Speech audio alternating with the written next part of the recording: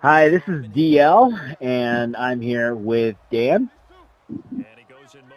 and What's up, everybody? we're here to do some question and answer and just talk about the run and shoot. First up, we had Ezekiel Best. He had a question. Dan, let me inside your head concerning your pre-snap process. What do you look for when going from spread to trip, safeties, corner depth? I'm not necessarily looking for what plays to run, but I feel if I can correctly gauge what the defense is in, I can dial up something to win the matchup.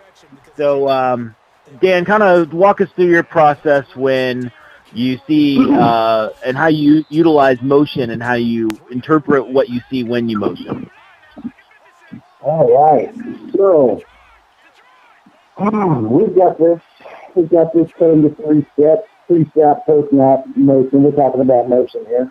As you come out of the huddle, you are looking at two things in particular. You're looking at how many high safeties we're showing, and we're looking at the outside cornerback depth.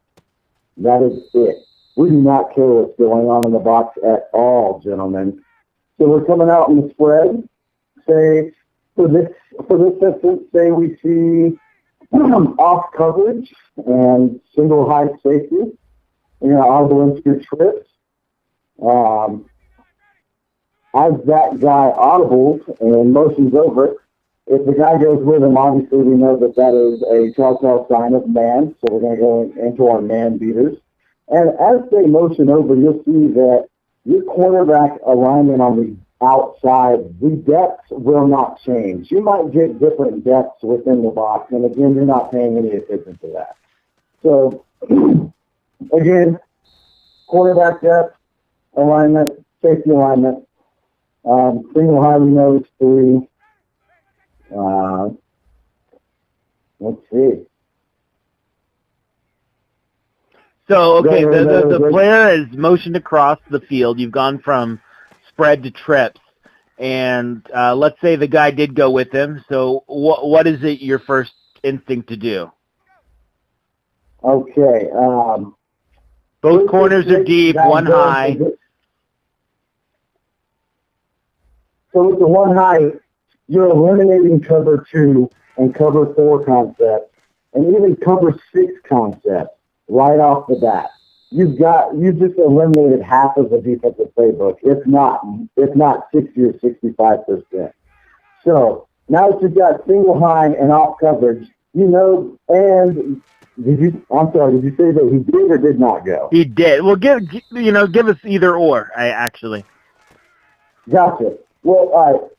Man goes with them, then you know that it is man coverage regardless of your outside cornerback depth.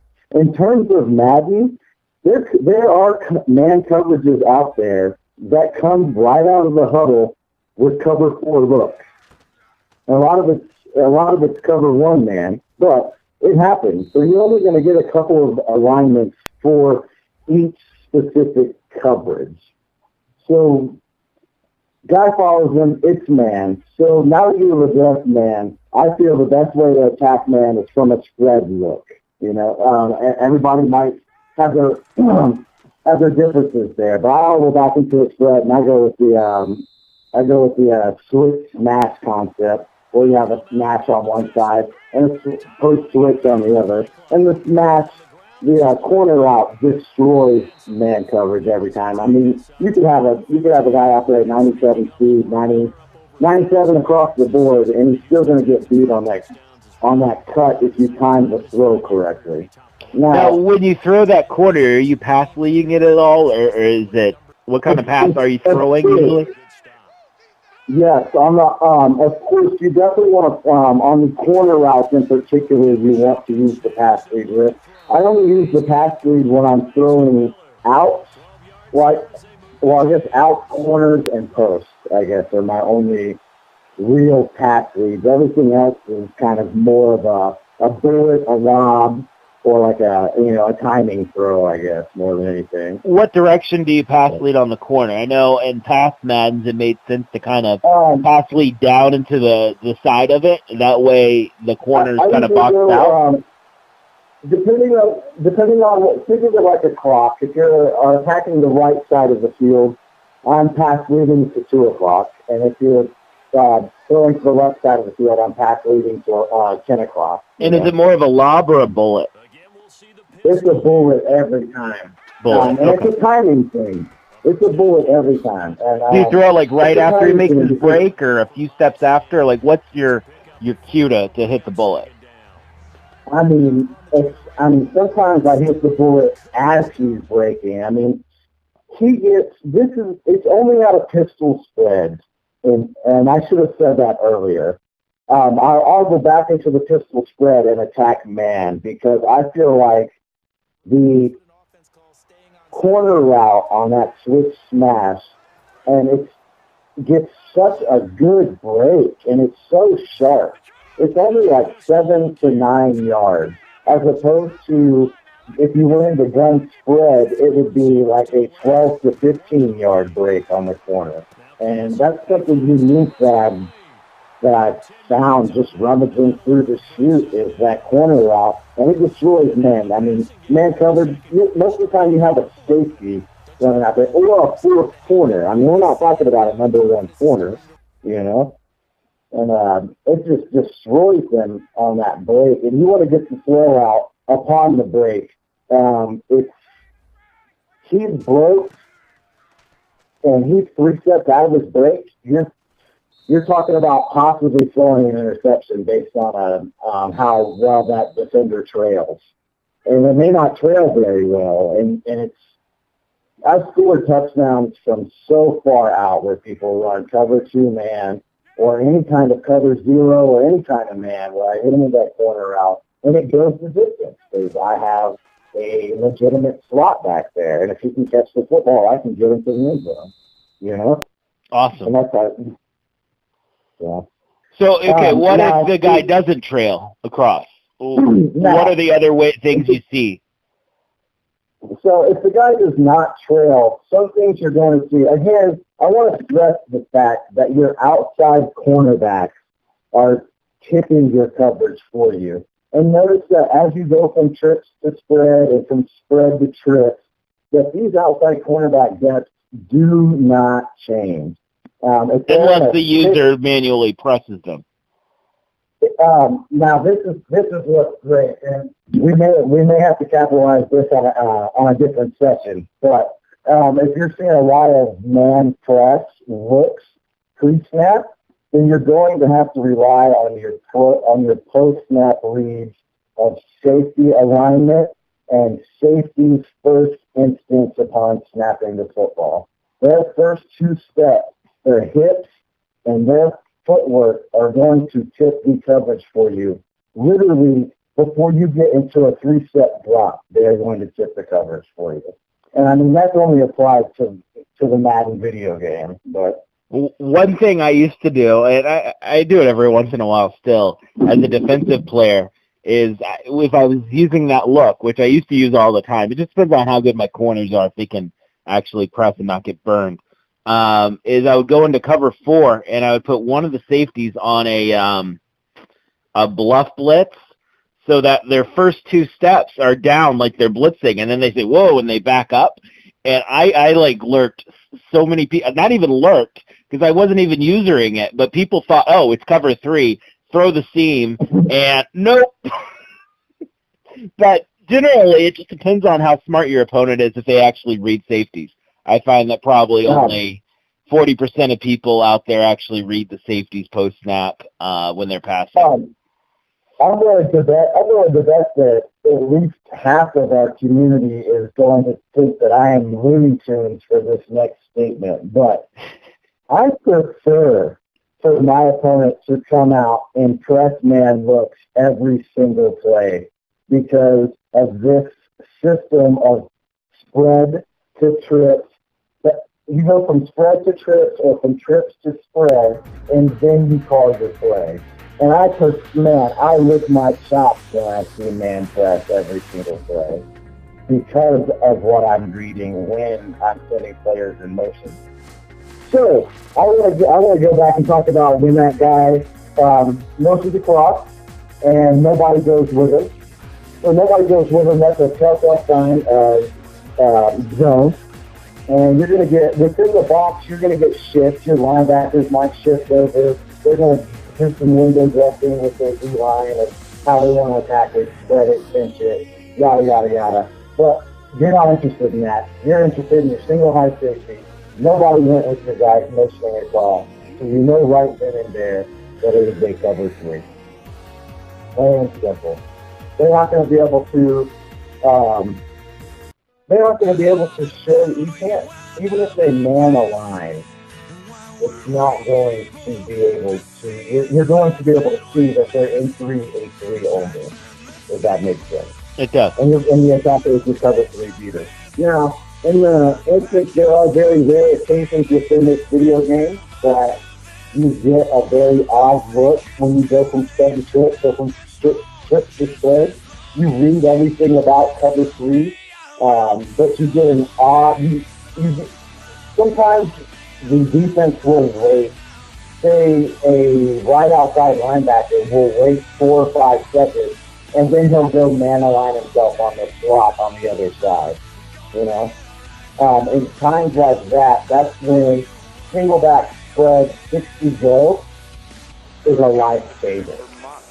Because when you're sending him a motion for that go route, when you're sending a motion for the flat, I guess, if the defender fires him across the field, you know that it's man, you know?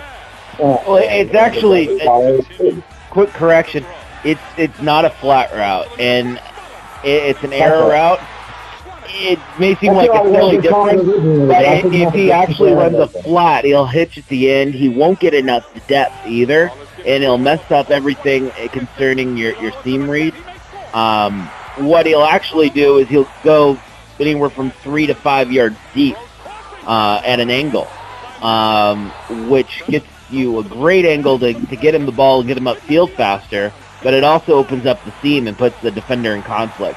If you were to take go and put the guy on a audible hot route to a flat, it would ruin the play.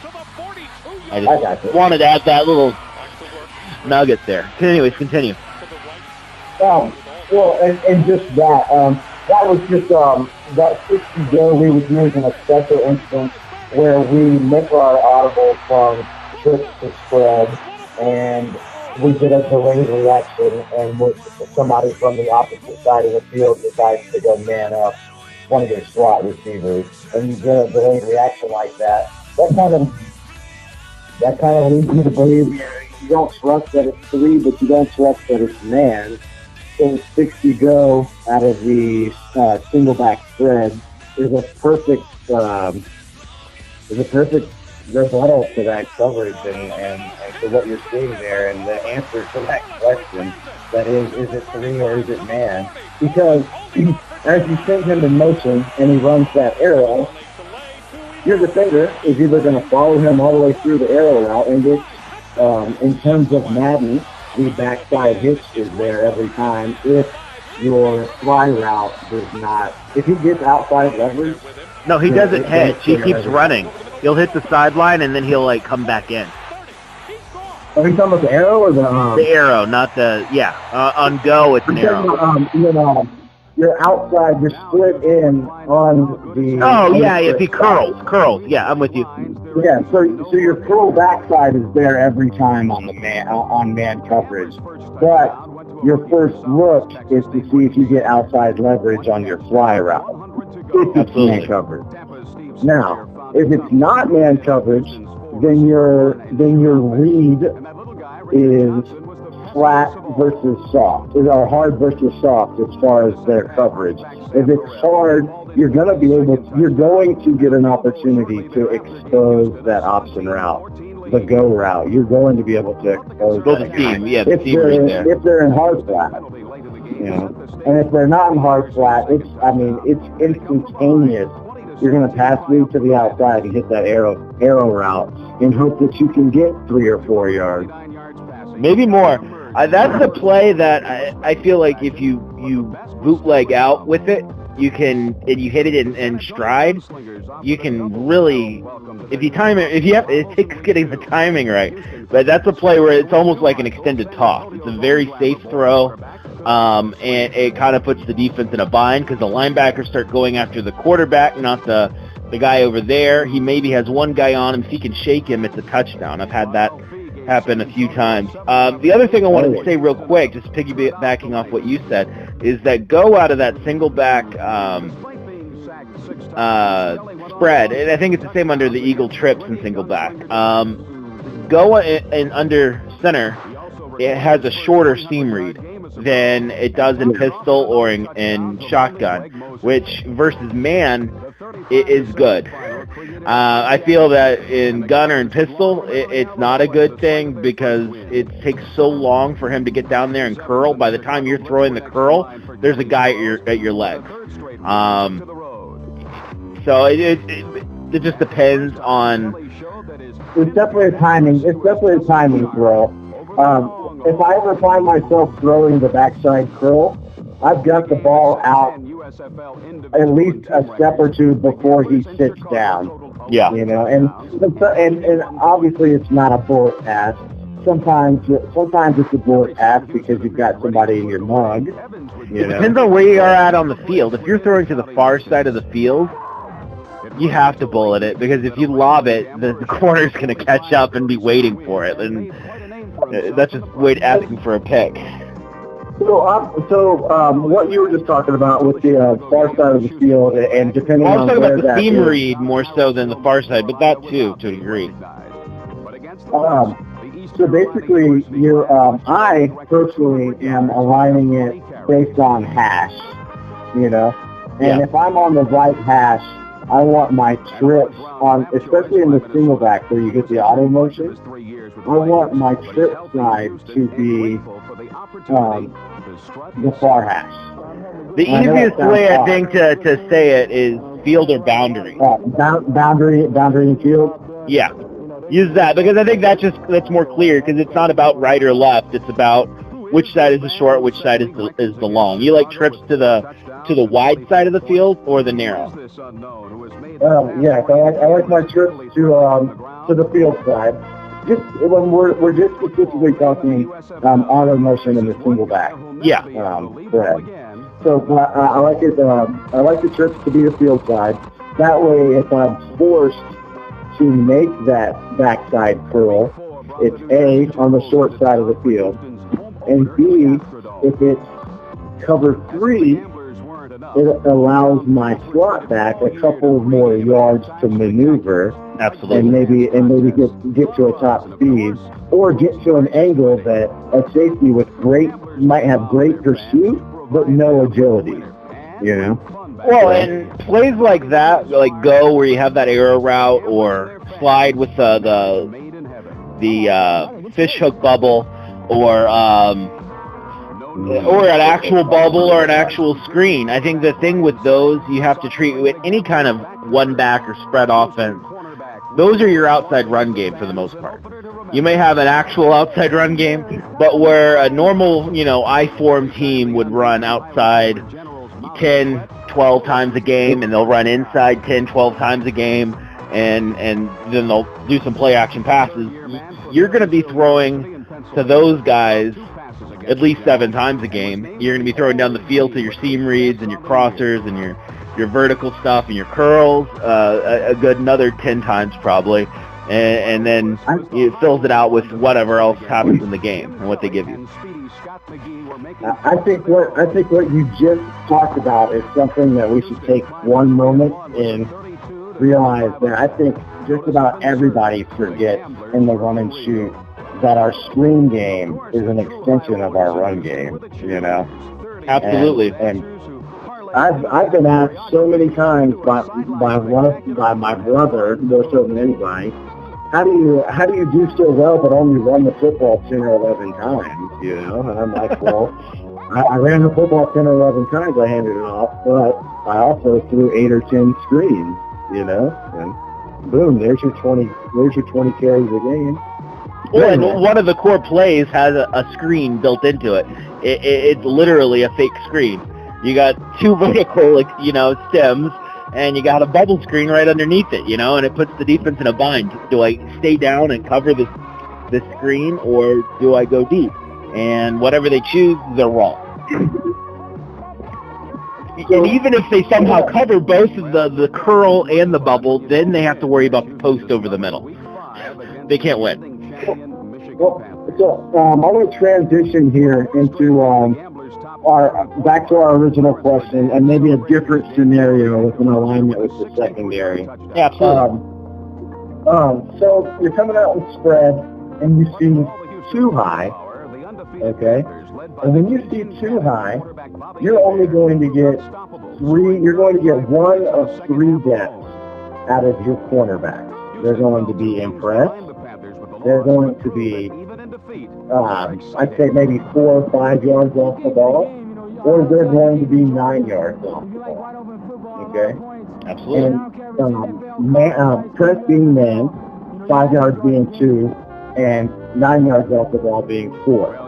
Okay? Now, with your two, you got too high, and let's say they're showing that 5 yard depth, so they're showing me cover 2. Without trying to get into all of the show twos that come with it, we'll just say that we're just looking at a cover 2. Okay. Now you're gonna go spread the trips, and in doing so, that guy's not going to follow. He's not even going to flinch. The defender defending your motion receiver is not going to even flinch if they're in a zone coverage and you send them on the motion, especially a cover 2 look and you send them on the motion. So if you've got somebody doing a bunch of show twos, then you're going to want to incorporate the screen game. But once you get into the trips and you see that it's cover 2 and the guy hasn't moved at all and he's not interested in your motion receiver, that's a telltale sign of cover 2, and then you can go back to spread or call your cover 2 beater from your trips. Well, I would like to say one thing is that they don't necessarily not move at all. It depends on what they're in, obviously, what formation. But they'll often kind of come in a little closer to the line but not follow all the way across. So instead of being, like, they'll come out lined up over the slot receiver, and then you'll go to trips. He'll then just inch a little closer to where the linebackers are and kind of get a little bit into the box. I've seen that at times. And then one of the linebackers might inch over and then get on top of the receiver as he gets to the other side, or a safety might come down, or, you know, someone will move over to kind of try and account for that usually. If they don't, then you want to stay in trips. If they had 2 guys on either side down near your receivers at the beginning and you motion a guy across, or you audible over to trips, and they still only have 2 guys over there, you need to be running go or slide and getting a high-low read there, and because you have more guys than they can cover. And there might be a guy coming from across the field to cover over there, but he's going to get there too late. So you need to be getting to a screen, or that arrow route, or a seam read, or a curl. You need to be a smash, something. I cannot stress enough how much, and I use the halfback screen out of gun trips week because that's what I audible to when I'm reading coverage. And I use a halfback screen out of there. And on the trips, on the boundary side, or on the field side where my trips is, I have an arrow route, a fly route, and a deep in, almost a dig, basically, about a 9 yard in. And I can't stress enough that when you see zone coverage, man, just pepper in a screen here and there. If you just pepper in that screen here and there, that's going to be that much less confident that defender is going to be late in the game calling coverage. One play I would highly recommend, my favorite halfback screen, is in a 4-wide formation that's not in the base run and shoot. So if you're using a custom, I would definitely add it. It's spread flex halfback weak, and they have a halfback screen in there where they literally will run, the receivers will run switch, and then you have the halfback screen underneath it. And it's amazing because if they bring their linebacker down to take away your halfback, because they're saying, oh, he's running a screen, I know how to beat screens, then behind him you're going to have that post coming wide open over the middle. And if they cover your receivers, because you've been killing them all day with the receivers, then that halfback's wide open with blockers in front of him. So it's kind of you're going to win either way. Unless they sack you because you have no one blocking for you and you hold on to the ball too long trying to make a decision. That's the only way you can lose with the play. And that just comes down to practice and knowing what you're looking at. And this whole thing about motioning helps with that. One other thing I wanted to say about motioning while I'm thinking about it is if you just come out and spread and you say, okay, I think I'm going to go with go, and you audible and you go to go, and then you run it, and then the next time, oh, I think I'm going to go with choice, and you come out and spread and you go to choice and run it, they're going to eventually figure out, hey, every time he goes to trips, he's running one of 3 plays. I know what these 3 plays are, and oh, look, I can tell by what this guy does, he's running that play. I know how to stop it, and you're giving your opponent a chance to actually try and outsmart you and shut you down. So I think it's a really great thing to go into trips and go back into spread. Or come out in trips and go to spread, and then go back to trips. If you make that your regular routine every down, pretty much, or nearly every down, I mean, depending on what you see, if you come out and you see goal line and you're in spread, just go to 4 verts and pass. But I mean, unless you have something obvious where you feel like you have an advantage at the get-go and it makes sense to fast snap it, I would make it your regular routine to be doing these motions. And if you happen to go into trips and it works, just go with it. Like I said, if you have 2 defenders covering 3 receivers, just go. But if they follow you across, you feel like going back to spread's a better idea, do that. I think the more you're doing that motioning, the more it distracts from what you're actually doing, and it makes it, number one, it probably will annoy them, but also it masks, who are you actually going to be going with, what play are you going to be going with.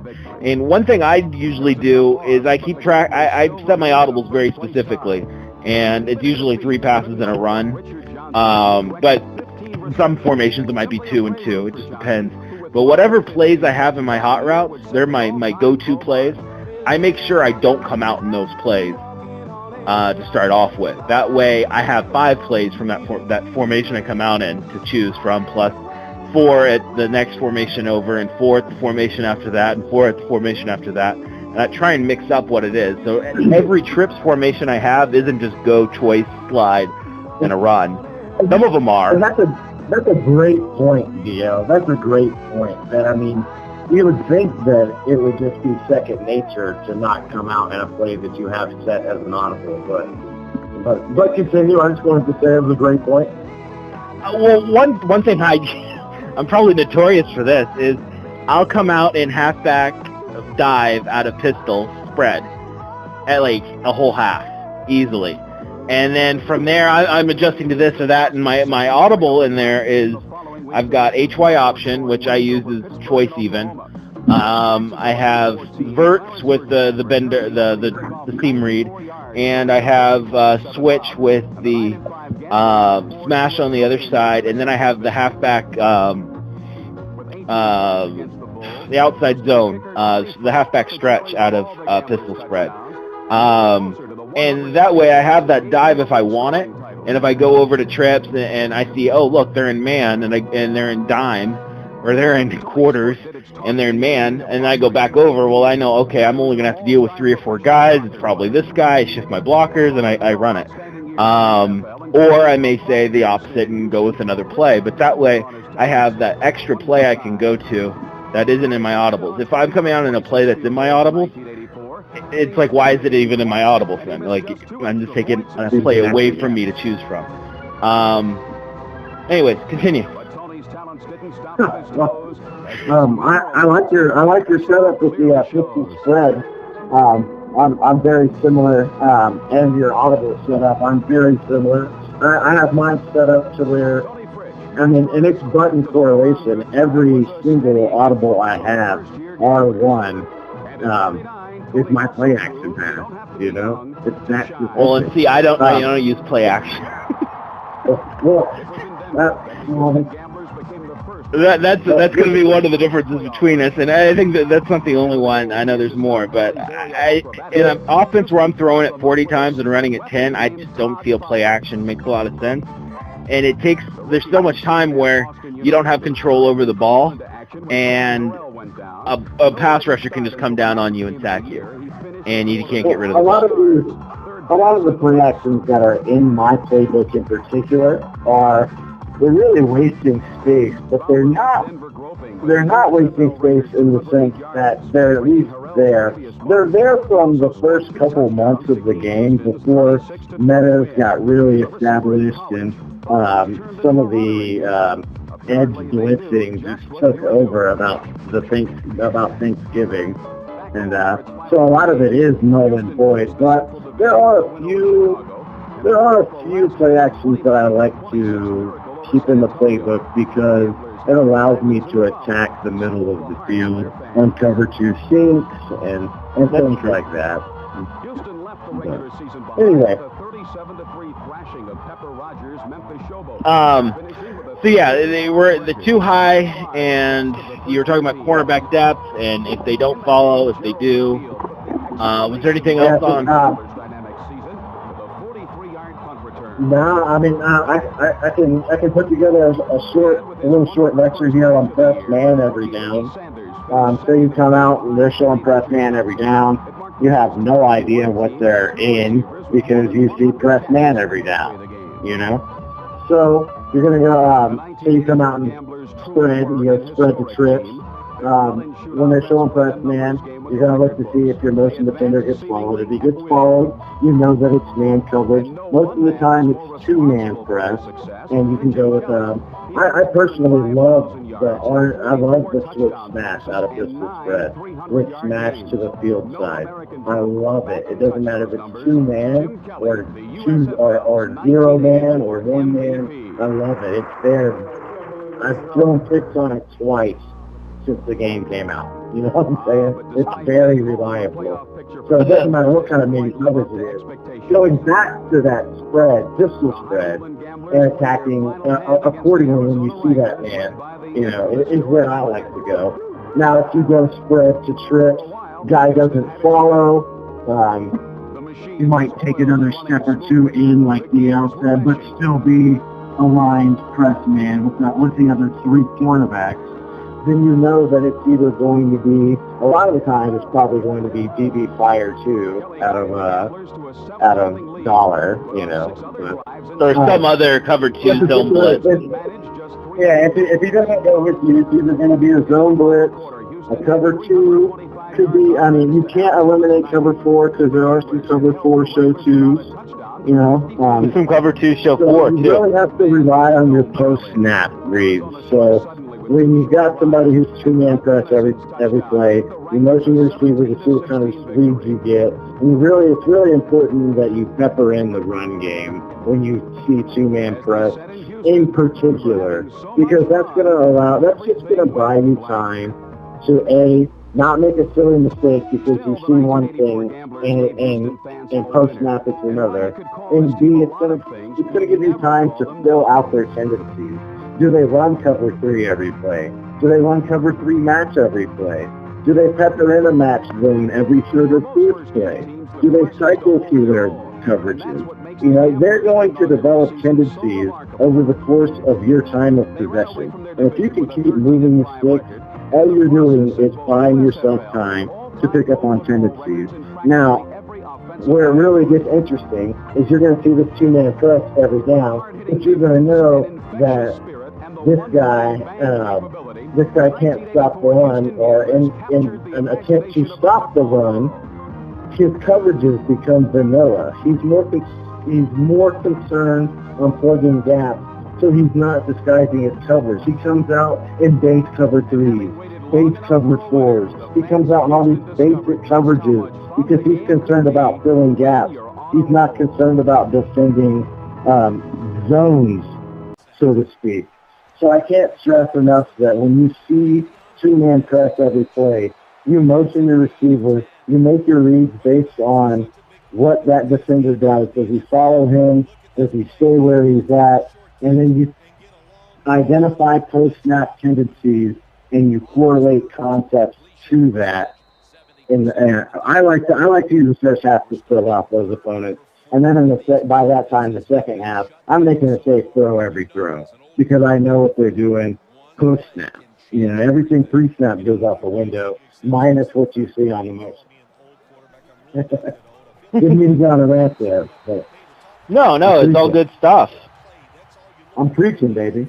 I know I had an opponent. It wasn't this Madden. It was last Madden. And it was in a fantasy league, and the guy had just taken nothing but corners, like his first 4 picks. He wanted to run man to under every play, and there were a few guys that ran 3 or 4 wide a lot, and in this league. So he said, okay, I'm gonna account for this, and he had 4 starting corners, and like Earl Thomas and like. I don't know. The strong safety wasn't as good as everyone else, but he wasn't that bad either. It was like Glover Quinn Jr. I mean, or maybe he's not quite that good, but it was a decent strong safety. And he literally would run man 2 under, cover 1 robber, man blitz, and he would pepper in a cover 4. And he gave me so many fits. I got all the way to the playoffs, and then on top of that, it was a rain game in New York. And I lost miserably because I couldn't get any traction against them. All my receivers were stuck with glue. If you've ever faced a really good man defense, and were there plays that you liked that really attacked that well, or when someone actually is committing to running man the majority of a game? Not necessarily all game, but he ran it a lot. He probably ran it 70%. Well, first off, I do have somebody in who is in multiple leagues with me who does a great job of A, disguising his coverage, and B, I've never really seen anybody run man coverage. It's like man coverage is not built for him. It's nuts. Well, there's so few players that actually have the ratings to be good at it. Like, you really need to have 90-plus speed, agility, acceleration, at least 90. You need to have man coverage at least at 90, and you need to have press at least like 85 just to be decent at it. That's what you need. And I hate to sound like a broken record, but man, it took me a minute to get going because I was very impressed with this guy's man coverage. And even when he was, and this is somebody who moves safeties all over the place. There's no real rules to his defensive alignment, so it's really hard to get a read on what he's doing sometimes. And he loves that man coverage. And so this is not your typical slot back in Madden, but I think he could be. But I took Bruce Ellington. Okay. A nobody out of that. Halfback. A route running receiver in Madden with decent raw agility and stuff like that. And I exposed this guy all game running 2 plays out of the pistol spread, running the switch smash and running the 60X option. And really? It torched this guy. If he tried, and this is somebody who'll play on the D-line, and then, once I get going, he's going to want to be in a different part of the secondary to try and take it away, Yeah. And not necessarily a lurker, but, just trying to make me, trying to win maintenance out of the field. Anyway, using switch smash and 60X option, I destroyed this guy out of pistol spread. And the number one reason is because when you flip the play, there's nobody moves. There's no telltale sign that you flip the play. Okay, your tailback is right behind you, basically. And B, the switch smash obviously attacks the outside corner on what I like to run to the field side, and the 60X option attacks that crosser right across the middle. So if this guy starts overcompensating for my switch smash, or this guy goes to outside leverage on his secondary because he doesn't want switch smash to crush him, X option torches that corner because he's playing outside leverage and he's a slot back and he takes off on a crossing route. And it was that simple. It was, I mean, I didn't know what to do with myself because in a matter of a quarter and a half, I went from having my hands tied to literally beating this dude. I mean, the final score was like 41-17 or something, you know, because he could not, even though he had a very talented secondary, he could not account for the combination of switch smash and X option used together. It was amazing. Wow. So, I don't really know how to account. I don't really know how to stress to the group that it was that simple. Well, I think one thing you touched on briefly there, and I would like to kind of expand on, is you're talking about how in pistol spread you can flip it and you can't tell. I think that's just one reason why that's the best formation to come out in every play, or nearly every play. The other reason why is because if you switch to shotgun, the only thing that happens, well, other than a receiver might move from one side to the other, depending if you go from spread to trips. But if you go from spread to spread, the only thing that happens is the halfback says, okay, I'm going to take a step over here, and the quarterback takes a step back, and then you're there. Like, it's super easy for you to then... That right there in particular is what makes the run game out of this run and shoot so effective, because you can place your running back anywhere in the backfield based on the gap alignment you see. And I mean, I can't tell you how many times I've gone from halfback trips week to just halfback trips because the guy overcompensates for a halfback base to my field side. And I say, well, let's do that. I'm just going to put my tail back on the other side and run an inside zone. Away from all of that.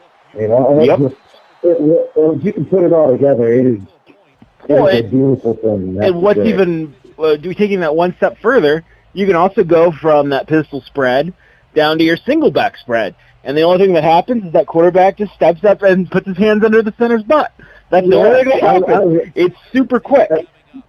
Yes, and that's how I built my shoot originally, is to have minimal movement upon audibles, period. I want to be able to call 25 plays and you not know that I even called one. Yeah. And I think that something that like this is something I feel like Oregon and in Nevada and in some NCAA teams over the last 10 years have really capitalized off this to a degree. But when you come out in shotgun and the halfback's to the left, you just telegraph to the defense, hey, you need to stop this side. Because realistically, the only run that goes to the other side is counter. That's the only thing you can really do to the other side. Or a speed option, which there isn't any of those in 4 wide. So, I mean, I don't know how many people know that, though. But the counter takes a lot of time to develop out of a 4 wide. It does. A counter out of shotgun, unless you're in man with everyone kind of shifted the wrong way, you're probably not going to break off a big run. I mean, it's possible. I'm not going to say you can't. The only time I've seen it effective is when somebody A, overcompensates, and B, has to miss. And that's the only time I've seen it. And I've used it many times to destroy people, but that's because they're pass committing upon the snap of the ball, you know. But when you come out and you're in pistol spread, and then you say, okay, I want to attack the right side.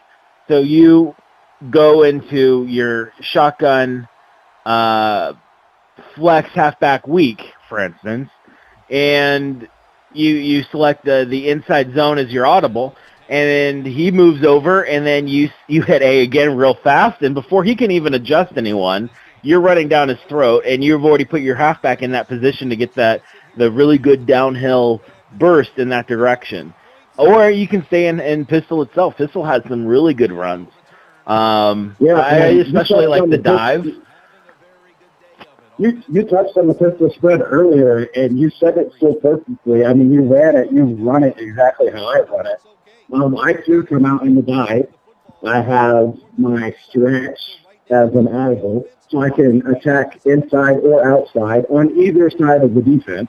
Because you can just flip it. And you can also run choice and slide and all those plays either way, too. Because when you're in spread, you flip it first and then audible. And then they'll audible to the other side of the field. So you can really get into either direction and not make it a right-handed or left-handed offense. You can make it ambidextrous so that you end up running go to the left one drive, and the next drive you motion the guy and you run go to the right. And it's the same exact play and the same setup, except you have a flip at the beginning.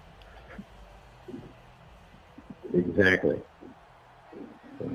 And maybe when you want to run the dive, you could even just go in and audible and do reset play from being in the dive, and it'll look like you're changing the play. Another thing I like to do when I'm actually going to run, because I do make hot routes. He doesn't. I do. That's one of the differences between us. But when I use my hot routes, I usually make... I'm not totally against it. I just haven't needed to use... I just haven't had to get there yet. Well, I think there's two examples that really stick out to me of when you need to be using hot route. Oh, three. I can think of three. The first being HY option is a broken dumb play that doesn't work. But if you put the little H option onto a drag, or you can even put it on an N. I think a drag works better. It essentially makes it choice even, or shallow cross, however you want to look at it. The shallow cross really is choice even that's been dumbed down and to fit into the air raid offense. Basically, how Money and Mike Leach were watching the run and shoot and said, "What is that play? That's really cool. Look how the guy goes across." And the other guy goes behind him and cuts across. Wow, okay, let's make that a play. And they drew up their shallow cross series off of watching basically what came down to choice out of either even or choice special or choice. And that became drive, shallow cross, and Y follow, or H follow. What was that? What was the evolution? Oh, so I feel like the choice even is one where you need to. I feel like if you're seeing a zero blitz look, you have to put your seam reads. Any kind of option route needs to be converted to a slant because the game should do that, and it doesn't. In the real run and shoot, if at the snap of the ball, there's guys blitzing past you and not covering you, and you're a receiver, you're supposed to not run your route. You're supposed to break into your hot route, which is what they call it, their hots. And basically it's a get open route. And if you are in a situation where you're facing cover zero, you need to have the halfback out on a swing, and you need all the option routes on slants, and you get an easy 15 yards off of hitting that slant because there's no one there to cover him on the inside, which is the way it's supposed to work. That's how you have to adjust to zero. If you don't do that, I feel like you're going to be at the mercy of getting sacked all game, and it's going to be like watching some of the really ugly Houston Cougars games when people started blitzing the hell out of John Jenkins and he didn't know what to do, and those poor quarterbacks just got massacred. Obviously, you have you have a couple plays that work really good against man, but the issue versus zero is you have time. And depending on your quarterback, and I've mentioned this before, but I haven't mentioned it probably in a year, so I'll mention it again. In the game Madden, your quarterback has a trait that you cannot change. You cannot upgrade it no matter what you do. This trait, when you have it, it's set in stone, and it's called sense pressure trait. And if you have, it has 5 settings. It's either paranoid, trigger happy, ideal, which is the middle setting actually, average, or oblivious. Oblivious is the best. Oblivious means you don't see the rush coming even until they hit you and they knock you on the ground. So you're probably a little more likely to take a sack because you're not going to even avoid it at all. But if you have oblivious or trigger happy, if you see a guy running towards you at all, your quarterback's accuracy nosedives. And so if you start getting hit, it changes the momentum engine. It can actually, your traits in the game can go up or down. So if you throw a pick early on, or you get sacked 3 times in a drive, or you incomplete 4 times in a row, suddenly that trait's going to downgrade. So the guy that was ideal, he's now trigger happy. The trigger happy guy, which is probably one of the most common ones you see in the game, is now paranoid. And at that point, if anyone breaks free of their blocker and you're passing, you have like a 50% chance to throw a wild throw. You look like Peyton Manning against the Seahawks in the Super Bowl, basically. I'm not even kidding. It kills bugs the hell out of me. When I have that happen, I sub out the quarterback. When I see that start happening, I'm like, nope, you're out. I've pulled Andrew Luck out and put in Tom Savage before because I was like, nope, not dealing with it. And Tom Savage has an average sense pressure trait, so it doesn't happen to him often. Cam Newton has oblivious. Big Ben has oblivious. Russell Wilson is... I just want to point out a cover zero remedy. I have to get up. I have to get up the street here in a few minutes. I hear you, man.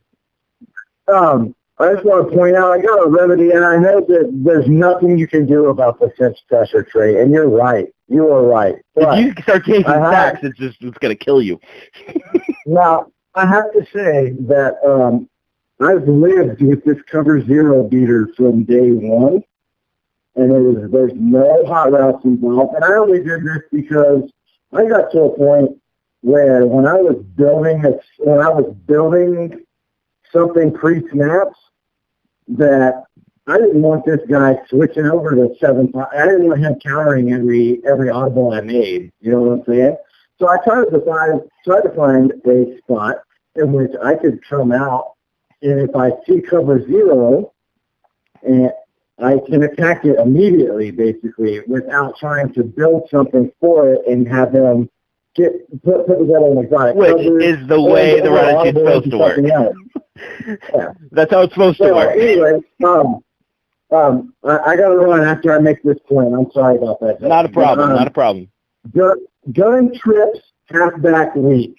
Okay? Gun trips, halfback weak. You're looking at the play smash, okay? And out of that, you have, to your trip side, you have a hitch, a corner, and a post. And on your boundary side, you have a C route, and the halfback is on a table route underneath, okay? Now, in the sense that you see cover zero, okay, you max protect, and you send that halfback on a flare route out to that flat. I mean, you can't hot route a table route. But you know what I'm saying? Just a flare route. Just not an in or an out, like just a straight flare. Yeah. And I'm not even kidding. Upon snapping the ball, that guy running the post, you can smart route it. I mean, if you're 5 yards from the sticks, you can smart route it to a 5-yard slant. That, I'm telling you guys. At that point, aren't you making the same amount of adjustments I am, though? Say what? I think at that point, though, aren't you making the same amount of adjustments I am? Yeah, I make 2 adjustments. But I go out and go, or I go out and slide, or I go out and choice, and I put an option route, then the slot on a slant, and I put the halfback on a swing. But all I'm getting at is all that stuff is there by default. It is. All you're doing is all I'm doing is sending my halfback on a flare route rather than a table route. You know. The other option, and I've done this 100% of the time, is what I'm saying. It's there 100% of the time. A touchdown. It doesn't matter if you're in Germany and the goal line's in Las Vegas, you can get there. I'll add another play that probably is even better because it's already kind of ready from the get-go, and I know you got to run. But in gun eagle trips or gun eagle tray, there's a play called quick slants, and there's another one that's double slants. They're very similar, but the outside receivers do different stuff. I know what you're talking about. And it's pretty much what you just – I think that would be a great cover zero beater without almost any adjustments, just off the top of my head. I think there's one in gun trips, halfback weak, like you were saying, but it's the one where one receiver's in tight, the single side ISO receiver's in tight, and the inside slot runs like a out that's kind of curved, a deep out, and then the middle slot runs a slant. That one might work too, but you really need to have either a short post or a slant that you can get to for a fast dump off, and you need all 5 receivers kind of in some sort of route. If you only have 4, the guy that's manned up on the halfback can drop into a robber and can completely and fill the middle of the field. And that's why after I max protect, that's why I send him on the flare. Yeah, that you way have that to. guy doesn't sit there as a robber and take away my post. And honestly, as long as you have all 5 guys and you have a slant from the slot somewhere or a post from the slot, that's the short post, nothing too deep, obviously. You don't want, like, what is it, Y-follow, where you have, like, that super deep post from the slot. You don't want that. But as long as you have something that attacks the middle of the field pretty fast and quick on a cut, and you have all 5 guys out on a route versus 0, you should be able to get that guy open, any play. So go through and find the play that fits you. I got one more suggestion for you fellas, and then I got to get up the street. You guys are going to be like, this guy's smoking crack. There's no way. I'm going to use 6 Well, you do have to meet someone down the street, so, I mean, it might be your crack dealer for all we know. Well, I'm in Colorado, so we ain't got no crack out here. Just that Rocky Mountain High. Yes, sir. But anyway, out of that any kind of spread HY option, I know that sounds ridiculous. It's everybody's come across the broken concept or two with the HY option.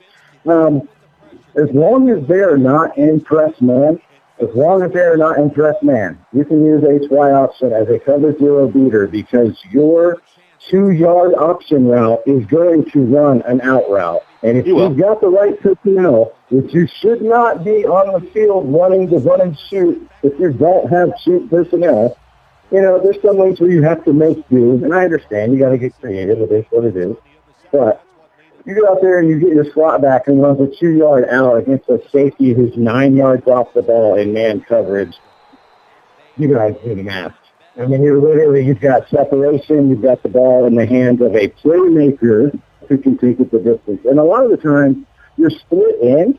I mean, it's a 3-step drop and a throw, okay? And a lot of the times you're split in, engages in a block with that outside corner, and it's just you, a split in, who's blocking a guy, and a safety in pursuance of you. And I mean, I'll just leave you guys with that tip before I go. A lot of people have done away with the 60 HY option, so I just thought I would give you a reason to bring it back. Fantastic.